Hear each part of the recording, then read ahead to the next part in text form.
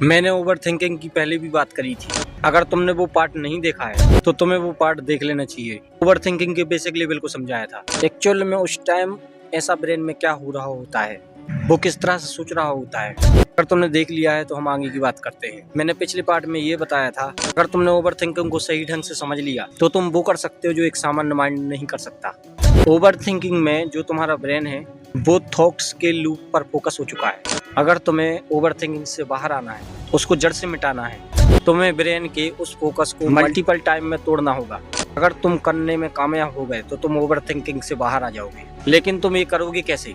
ये बहुत आसान है। तुम इसे आसानी से कर सकते हो। जब तुम्हारा ब्रेन एक थॉट्स पर फोकस हो चुका होता है, तुम्हारा ब्रेन तुम्हें खुद सही साबित कर रहा होता है, सामने वाले बंदे को गलत साबित कर रहा होता है। तुम्हें कुछ नहीं करना, तुम्हें बस उस टाइम पर खुद को गलत साबित करना है। तुम्हें ये सोचना है कि गलती सामने वाले की ही नहीं है, मेरी भी है, तो तुम्हें गलत साबित करना है। तुम्हें सामने वाले पर्सन की तरफ खड़े होकर सोचने पर मजबूर करना है। अगर तुम उसकी जगह होते तो तुम भी तो वही करते जो उसने किया। यहाँ पर हमने क्या करा, जो ब्रेन एक थॉट सोच रहा था, जो तुम्हें सही साबित कर रहा था, उसको तुमने 3 थॉट्स में तोड़ दिया।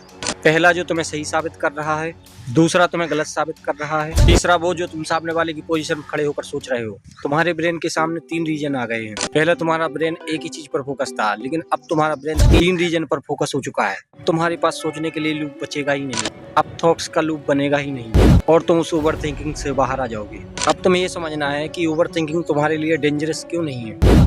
ओवर थिंकिंग में जाओगे ही नहीं। इसके लिए तुम्हें 2 काम करने हैं। पहला, अगर तुम्हारे साथ कुछ हुआ है तुम उस थॉट्स को ब्रेन में जाने ही मत दो।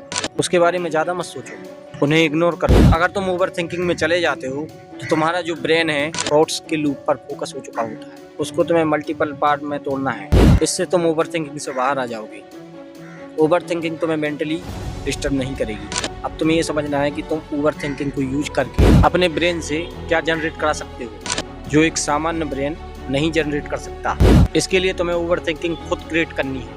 तुम्हारे ब्रेन में तुम्हें जिस थॉट का सलूशन चाहिए, उस थॉट को तुम्हें मल्टीपल टाइम के लिए रनिंग करवाना है, ताकि तुम्हारे ब्रेन का फोकस उस पर इंक्रीज हो जाए, वो उसके बारे में सोचने लग जाए, ताकि वो उससे रिलेटेड तुम्हें सलूशन दे पाए। जैसे तुम्हें किसी मर्डर हिस्ट्री का केस सॉल्व करना है, उस केस को मल्टीपल टाइम के लिए अपने माइंड में रनिंग करवाओ। सबसे पहले क्या हुआ, उसके बाद में क्या हुआ, उसके बाद में ये होना चाहिए था पर ये नहीं हुआ, इसके पीछे क्या रीजन हो सकता है।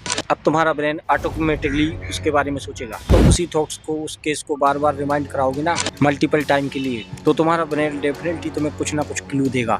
ऐसे ही तुम एग्जाम की सोल्यूशन ले सकते हो। जो तुम्हारा क्वेश्चन है बार बार रिपीट करवाओ, ताकि तुम्हारा ब्रेन सही ढंग से समझ पाए एक्चुअल में हो क्या रहा है, उस मैग्नीशियम में क्या हो रहा है, ताकि तुम उस मैग्नीशियम की मदद से हर सवाल कर पाओ। तुम्हारे सामने एग्जाम में कोई भी क्वेश्चन आए, तुम उसके बारे में सही सोच पाओ, सही सॉल्यूशन दे पाओ। एक्चुअल में एक साइंटिस्ट करता क्या है, वो किसी प्रोजेक्ट पर रिसर्च कर रहा होता है। जो उसकी रिसर्च हो रही होती है, उस रिसर्च के बारे में मल्टीपल टाइम से वो सोच रहा होता है। वो थॉट्स को बार बार सोचता है, मैंने ये करा है और मुझे अभी ये नहीं मिला, कोई क्लू मिल जाए तो मैं आगे निकल जाऊंगा, तो मैं आगे चला जाऊंगा, मेरी रिसर्च आगे चली जाएगी। इस क्लू को मैं कैसे ढूंढूं, इस क्लू को मैं कैसे ढूंढूं, मैं एक्चुअल में कहाँ गलती कर रहा हूँ, एक साइंटिस्ट सोच रहा होता है।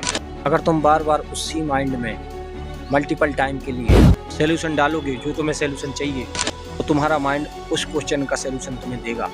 जो क्लू तुम्हें चाहिए वो क्लू तुम्हारे ब्रेन से ही तुम्हें मिलेगा। बस तुम्हें विश्वास रखना है, तुम्हारा ब्रेन तुम्हें क्लू जरूर देगा। तुम्हें इसकी प्रैक्टिस करनी है कि जो ओवर थिंकिंग तुम्हें तुम्हारी कमजोरी लग रही है, तुम उस कमजोरी को एक क्रिएटिव माइंड में बदल पाओ और अपनी परफॉर्मेंस को लीड दे पाओ। इसके लिए तुम्हें कुछ नहीं करना, जिस थॉट का तुम्हें सलूशन चाहिए, उस थॉट को मल्टीपल टाइम के लिए तुम्हें अपने माइंड में रनिंग करवाना है, ताकि तुम्हारे माइंड का जो फोकस उस क्वेश्चन पर इंक्रीज हो सके, तुम जो सलूशन चाहते हो वो तुम्हें मिल सके। वीडियो को तुम्हें दोबारा सुनना है, ताकि तुम्हारी जो अंडरस्टैंडिंग है और इंक्रीज हो, तुम्हें ज़्यादा समझ में आए। और अगर आप नए हो तो मेरे चैनल को सब्सक्राइब करना मत भूलना। मिलते हैं अगली वीडियो में नए। जय हिंद, जय भारत।